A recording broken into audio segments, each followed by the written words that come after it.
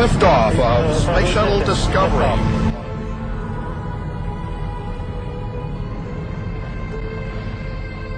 Space. Where better to look for alien craft visiting our planet? In September of 1991, the Space Shuttle Discovery captured an unidentified object on film.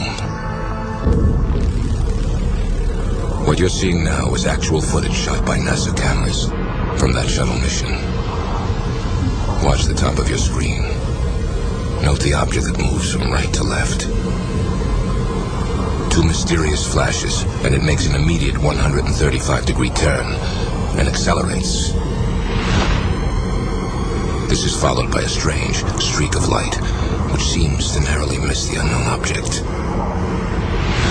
This dramatic footage has been in dispute since it was shot. I studied it extensively over maybe a 2-year period at least.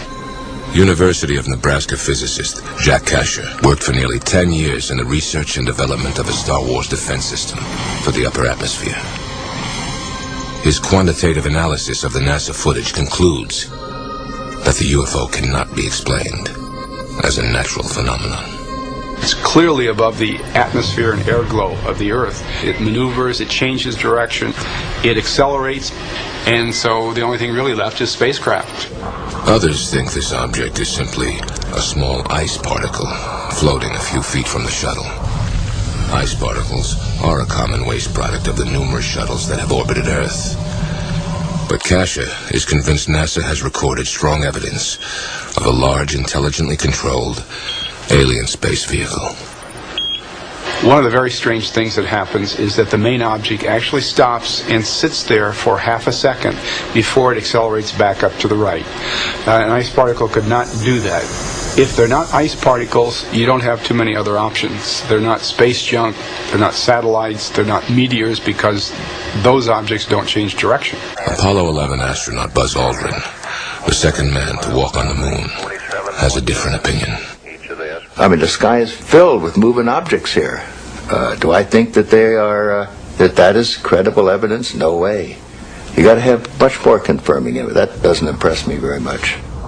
Not every former astronaut is as skeptical.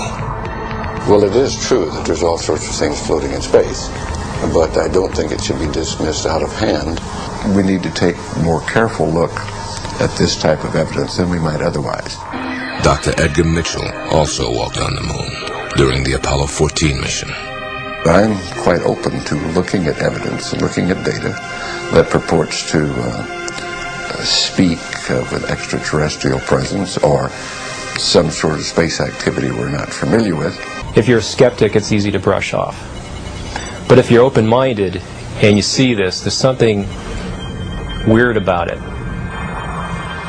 Dr. Mark Carlotto has 20 years of experience conducting digital image processing for scientific research. These were not videos taken by someone in their backyard. These were taken aboard a U.S. spacecraft, so the integrity of the data cannot be questioned. NASA's explanation is that what we're looking at here are ice particles floating around the shuttle, but when you look at it more carefully, it doesn't make sense. If it was a thruster firing, when the thruster firing occurs, the orientation of the spacecraft should change very slightly. But we don't see any change in the apparent motion of the stars, so that indicates the attitude of the shuttle has not changed from the thruster firing. Dr. Kasher believes the UFO was miles from the shuttle, well out of range from a thruster firing, and that it was moving at an incredible speed. If the object is as close as 10 miles, it went from 0 to 2,500 miles an hour in 1 second. And that's an acceleration of more than 100 Gs, which would kill a human pilot. And the technology we're looking at is just quantum leaps beyond anything we have on the Earth. And what about the mysterious streak of light? Could it have been intentionally directed towards the unknown object? You have a streak that goes through where it had been. One thing that pops into everybody's mind is that this is some kind of a missile or weapon system. Kasher bases this theory on years of analytical, comprehensive study of the video. Could the double flash of light be the firing of some kind of sophisticated weapon? And if so, from where was it fired? But for Buzz Aldrin, the explanation behind this footage is far less provocative. And I think we're often fooled by optical illusions. I mean, it's even a term that's quite common to most people, optical illusion. What does it mean? Well, it means that there's an illusory thing that we pick up with our eyes that we can't quite explain. Illusion or not, astronaut Mitchell believes this UFO, like others before it, deserves serious study.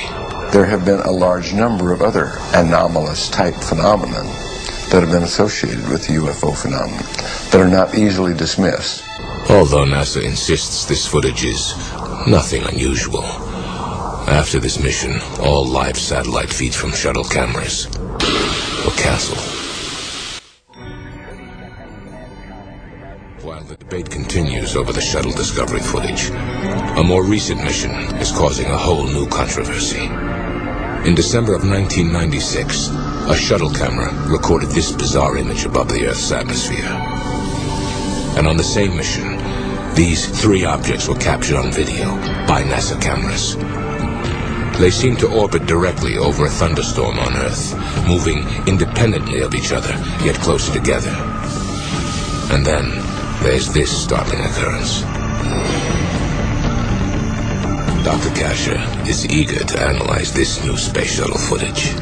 These three objects are moving with respect to each other, so they're not stars. And the cameraman is interested in them too. He's going to follow them, try to get a closer look. So we have some interesting, intriguing things that I really don't understand. The most interesting thing to me is that little blob that seems to pop up from the clouds or whatever. It's got that little dark center and it's circular and it floats across, and I'm just really not sure what it was. I would love to be able to explain what it is.